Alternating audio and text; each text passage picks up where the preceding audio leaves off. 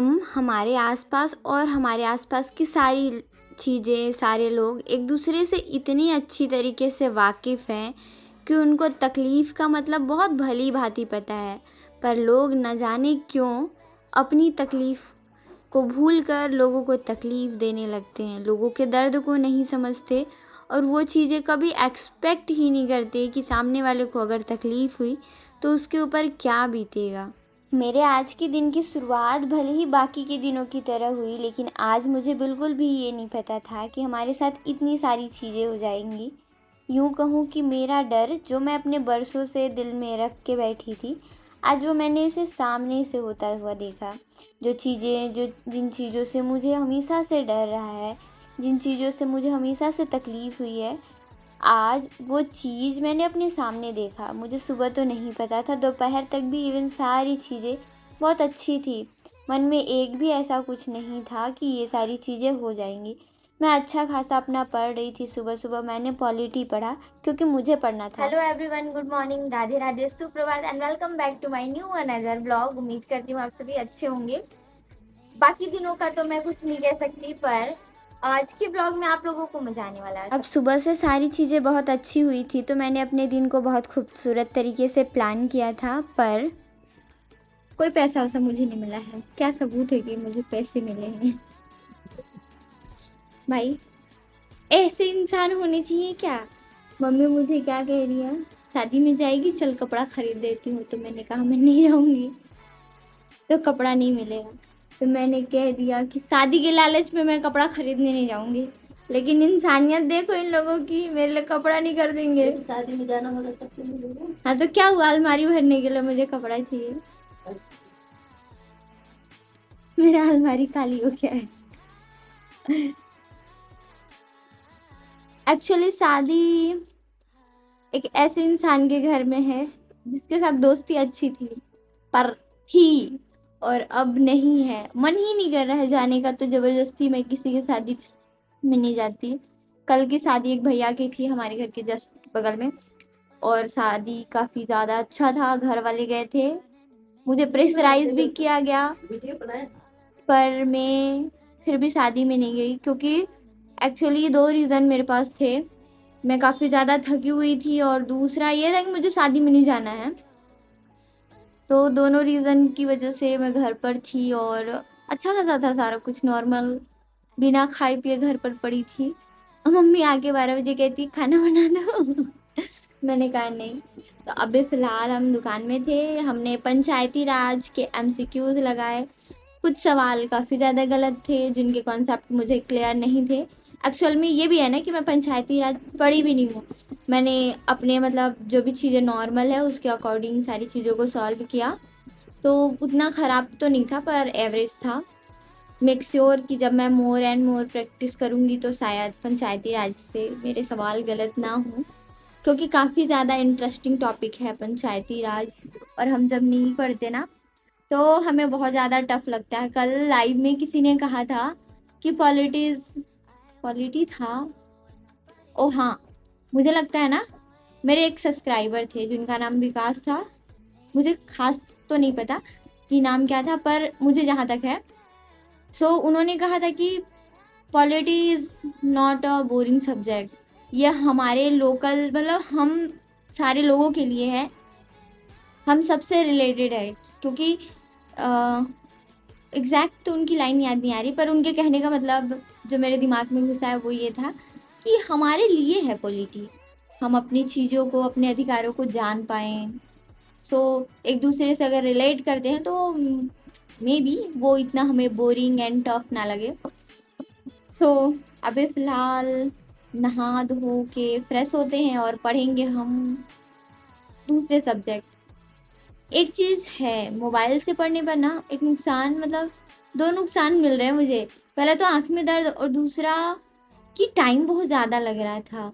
मैं सोच रही हूँ कि अब मैं धीरे-धीरे करके कुछ अच्छे-अच्छे बुक परचेज़ कर लूँ, जिससे थोड़ा-सा मुझे राहत मिले। अब देखते हैं इसके लिए क्या करना है। आप लोग सुझाव दो कि बुक ठीक है या मेरे पास जो बुक के पीडीएफ है फ़ोन में, पहले वो कवर अप कर लूँ, फिर देखा जाएगा। बताओ क्या करना चाहिए? मम्मी आज सुबह सुबह हमारे लिए समोसे लेकर आई थी, तो मैंने 2 समोसे लिए लेकिन खाया एक ही। अब मैं नहा धो कर के तैयार थी। दुकान में वापस आकर मैंने हिस्ट्री पढ़ने का सोचा। थोड़ी देर मैं ट्राई की पर मेरे कानों पर बहुत सारी चीज़ों की भनक लग चुकी थी। हम और हमारे आसपास के लोग पता नहीं किस तरीके की दुश्मनी निभाते हैं। कहा जाता है कि चक्रव्यूह रचने वाला अपना ही होता है, और ये बात कहीं ना कहीं सच है, तभी जाकर किसी ने कही है। लोग अपने ही लोगों के लिए घर उजाड़ने का काम, किसी को तकलीफ़ देने का काम कुछ इस तरीके से करते हैं कि हमारी उम्मीद, हमारा हिम्मत सब कुछ टूट कर बिखर जाता है। हम लगभग ये सारी चीज़ें देखते हैं, सुनते हैं। आज जो चीज़ें मैंने देखी, जो चीज़ें मैंने फ़ील की, वो शायद मैं नहीं चाहती कि किसी के भी ज़िंदगी में हो, और ये दर्द किसी को भी मिले।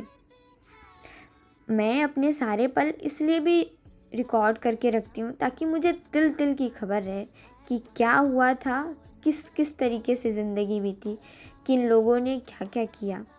खैर, बहुत समझाने के बाद खुद को मैंने दोबारा से सही करने का सोचा और मैंने पढ़ना शुरू किया, पर मुझे कुछ भी अच्छा नहीं लग रहा था। मैंने ट्राई किया बहुत टाइम तक ताकि चीज़ें सही हो। मैं खाली बैठकर पूरा दिन बिता चुकी थी और मेरे दिमाग में उल-जलूल सी चीज़ें कुछ इस तरीके से चल रही थी जिसकी वजह से मेरा सिर दर्द होने लगा और फिर मुझे कुछ भी अच्छा नहीं लग रहा था। मुझे सिर्फ़ और सिर्फ़ रोना आ रहा था। मैंने मुँह हाथ धोया कई बार और कई बार कोशिश करने के बाद मैं यहाँ पर बैठ पाई। मैंने सोचा कि कुछ चीज़ें स्टार्ट किया जाए। थोड़ी देर मैंने हिस्ट्री स्टार्ट किया पर फिर भी चीज़ें कुछ ऐसी थी कि मुझे कुछ करने का मन नहीं किया। अब सीमा दीदी काफ़ी टाइम से मुझे प्रेशराइज़ कर रही थी क्योंकि घर पर आज कोई नहीं था, मैं और सीमा थे, उसे कुछ खाना था। अक्सर लोगों को कहते हुए सुना था, ज़िंदगी और मौत का पल एक साथ देखा है। आज मैंने बस बिल्कुल वही सारी चीज़ें महसूस की। लोग बहुत आसानी से अपना बनाकर, भरोसा दिलाकर सारी चीज़ें ख़त्म कर देते हैं। लोग आपको कुछ इस तरीके से ट्रीट करते हैं कि आप उनके लिए सब कुछ हो, आप उनके जीवन में बहुत ज़्यादा मायने रखते हो, लेकिन एक पल ऐसा आता है कि लोग आपके जड़ तक को उठाकर इस तरीके से फेंकते हैं कि आप कहीं के नहीं रह जाते। तो सीमा अभी फ़िलहाल है ना, चाउ चाउ जो चाउमीन नूडल्स था वो खोल रही थी, रमपम, ठीक, चाउ चाउ रमपम जो भी था, इसके अंदर से ये सारी चीज़ें निकल रही है। एक्चुअली उसे भूख लग रहा था, उसने मुझे काफ़ी टाइम से बोला प्लीज़ बनाओ, कुछ बनाओ बनाओ। मेरा दिमाग आज पूरे दिन बहुत ज़्यादा ख़राब था और मेरा कुछ भी करने का मन नहीं कर रहा था। बना है शायद। दोनों को क्यों खोल दी? शायद नहीं खा पाएंगे तो धोना ही है। बोला था। नहीं, मुझे लगा सॉरी, मुझे लगा तो कैसे किया तुमने, जला वाला तो नहीं? नहीं। ऐसे लग रहा है ऑलरेडी मैं काफ़ी टाइम के बाद चीज़ें मतलब मैगी नूडल्स खाने वाली हूँ। अरे एक बारी धो देते हैं। मत धो, उसका जो टेस्ट होगा वो उड़ जाएगा। सेवई जैसा है। रहने देना, मत सुना, बन जाए। ठीक है, इसी तेल से बनाना है। नहीं रे भगवान, तो ये ऑनियन ऑयल है, ऑनियन फ्लेवर अच्छा, प्याज का फ्लेवर्ड तेल ऑयल। है। और ये है मिर्ची पाउडर, इतना छोटा, कैसे करे, बोरा ला के डाल दे। फिर भी इतना छोटा नहीं, हमसे भी गरीब है वो लोग। ज़्यादा मिर्ची नहीं खाते होंगे। 2 ठो बस। सो 2 पैकेट था, दोनों पैकेट सीमा दीदी ने खोल लिया और इसी वजह से जो सारी चीज़ें हैं सो है अभी बनाएगी ये, फिर देखते हैं कैसा टेस्ट आ रहा है। एक्चुअली भूख मुझे भी लगी है पर खाने का कुछ इच्छा नहीं है। काफ़ी ज़्यादा मेरे दिमाग में बहुत सारी चीज़ें चल रही है और शांत भी हुई हूँ, अशांत भी हूँ, सारी चीज़ें एक साथ चल रही है। कुछ लोगों का कमेंट रहता है दीदी आप मेडिटेशन करो, तो बीमारी मेडिटेशन वाला नहीं है रे बाबा, कुछ और बीमारी रहता है। तेल को इसमें डालना है। हाँ, उसी में डाल कितने के। टाइम? पढ़ी नहीं उसमें रेसिपी कैसे? उसमें चाटो पोतो ये सब लिखाया है। सही में। कहने का मतलब कि वहाँ पे लैंग्वेज पूरा का पूरा डिफरेंट है एंड इसको समझ में नहीं आ रहा है। तो जैसे नूडल्स बनाती है सीमा दीदी, वैसे ही बनाना। इस फ्लेवर को यूज़ करने के लिए आप बाद में डालना है इस पैकेट को ओपन करके, लेकिन तेल पहले को कितने टाइम? तेल और प्याज डाल देना ऊपर से। है? अरे घर का तेल रे पागल औरत। और ये वाला तेल? ये वाला, हाँ। ये मतलब ये छोटा पैकेट वाला तेल भी डाल देना। कितने ये टाइम फ्लेयर पे वाला है, बाद में जब ऐसे पक जाए तब? हाँ मतलब पकते रहेगा ना, तब मसाला वसाला डालेंगी ना तब। देखते हैं कि ये मैगी किस तरीके की मैगी नूडल्स है। हो सकता है हमसे टेस्ट ही बिगड़ जाए, या हो सकता है कि हम वहाँ के टेस्ट में एडेप्टेड ना हो तो चीज़ें हमें अच्छी ना लगती हो, क्योंकि हर जगह का कल्चर, रहन सहन, लोगों का व्यवहार, लोगों की बातचीत, everything is totally different. And आप अपने ही राज्य में अलग अलग चीज़ें देखते हो, तो बहुत कॉमन सी चीज़ है कि देश से दूसरे देश की चीज़ें पूरी की पूरी तरह से अलग हो। नूडल टेस्टी नहीं था या फिर मेरा मूड, मुझे बिल्कुल नहीं पता। आज दिन तो दिन, रात को भी मैंने अपने पेरेंट्स को रोता हुआ देखा। तकलीफ़ का मुझे असली मायने समझ में आया कि कैसे लोग किसी को किस तरीके से बर्बाद कर देते हैं। देने वाला अक्सर बहुत कुछ देता है, पर जब वो लेता है तो सारी चीज़ें जड़ सहित उखाड़ कर ले लेता है और हमारे हाथ में कुछ भी चीज़ें नहीं छोड़ता। आज दिन तो दिन, रात भी बहुत कठिन था। लगभग 2 से ढाई बज गए। मैं जहाँ बिस्तर पे जाते ही मुझे नींद आता है, आज मेरे इतने थकने के बावजूद मेरी आँखों पर टकी लगी हुई थी।